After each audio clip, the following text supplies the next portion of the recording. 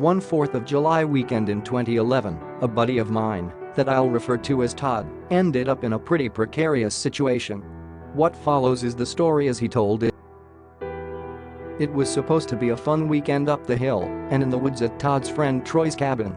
Troy was to introduce Todd to a girl he had also invited over, so naturally, Todd was looking forward to some devious fun for the holiday weekend. As luck had it, Todd and his new date clicked and soon found themselves downstairs for some alone time fun. Shortly after Todd and his date, just a little while later, as Todd and his date were getting into it, Troy returned to his cabin with some company.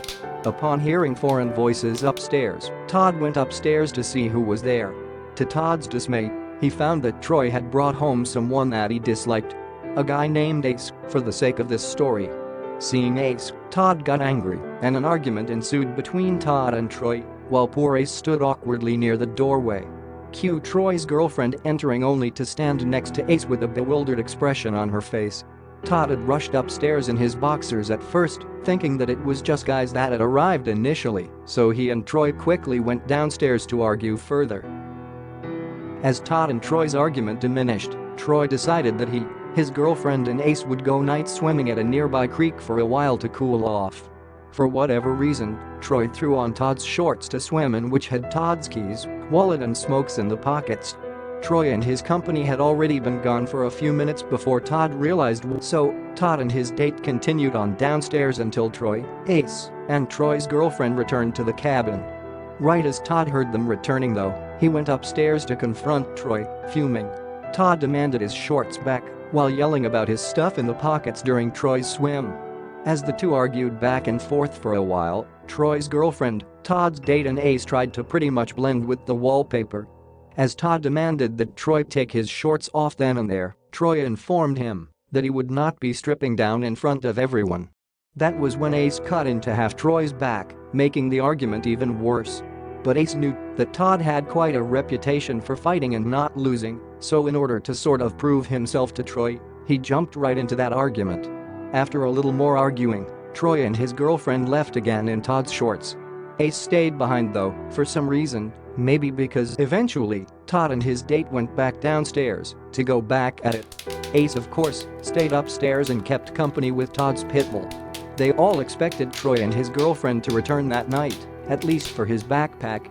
But when everyone woke up the next morning, they realized that Troy and his girlfriend had not returned to the cabin. Everyone was puzzled as to what Troy was up to, but since Troy had left his cell phone in his backpack, they all just hung around the cabin and waited for Troy. The second night came and went with no word from Troy or his girlfriend. It wasn't until they got up on the third day with still no Troy that they finally really started to worry. Alarm bells were definitely going off for the trio. Todd decided to try and call Troy's girlfriend again, like he had the previous day, when her phone seemed to be switched off. That day it finally rang, and she picked up. Fear crept into her voice when she realized that Troy wasn't back at the cabin like she assumed he would have been. So, her and Todd agreed to start calling around to see if they could track down Troy. But no one had heard from Troy at all. Next, a panicking Todd called a few friends up to the isolated cabin. It was Todd who made the decision to call Troy's girlfriend and have her report Troy missing. She did just that, but when asked of Troy's last known whereabouts, she gave them the honest answer. She told them that Troy was last seen at his cabin, having a heated argument with Todd. The problem with that was that Todd had a pretty well-known reputation. At this point in which the following events took place, Troy had been missing for 3 days, so he was declared lost at that point. Apparently, the cops decided they should take it. The following morning, Todd, his date and Ace were fast asleep, only to be startled awake to the sounds of both the front door being kicked in and people running around on the roof. The SWAT team flooded in, subduing the trio inside. At one point, one of the SWAT officers said, "I will shoot you and I will shoot that F-dog." Upon hearing that, Ace suddenly popped his face up from off the floor and exclaimed, "Why are you going to shoot the dog? Don't shoot the dog." Of course, the dog did not get hurt at all. What came next was the trio getting questioned by a couple of detectives portraying in the usual good cop, bad cop scenario. Unfortunately for Todd though, he was the last person seen with Troy and they were arguing. Couple that with Todd's reputation for fighting, and well, that made Todd the number one and only suspect in Troy's disappearance. It also didn't help that the detectives had found some clothing left by the hot tub, and some of the clothing had dropped. Search and rescue came in next to comb the surrounding woods for clues to Troy's whereabouts. They searched for hours while Todd, Ace, and Todd's date were still being questioned, but they focused mainly on Todd. After a couple of hours of interrogation, Todd finally got irritated and insisted that since Troy had been missing for 3 days at that point, he could either be dead or alive, but they should be oblivious to Todd and company was the fact that search and rescue had located Troy deep in the woods and hours away from his cabin. Troy was found passed out on a large rock, naked and just hours away from his. The next thing that Todd, his date, Ace and the detectives heard was the sound of the search and rescue helicopter's chopper blades cutting through the air and getting closer to the cabin. As they peered out the door, they seen the approaching chopper with Troy suspended in a blue diaper-like thing from it.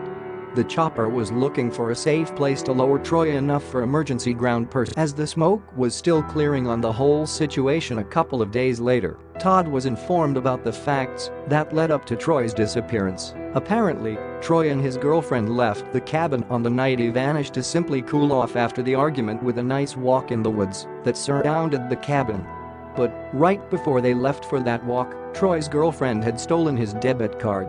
Shortly after setting out on their walk, Troy and his girlfriend got into an argument themselves. They got separated after that, and Troy's girlfriend ended up walking herself back to the main road, where she'd called a ride, leaving Troy in the woods and assuming he'd find his way back to the cabin. So basically, Troy's girlfriend turned her phone off for the next couple days in order to avoid Troy's angry phone calls about his debit card, while she partied the whole time.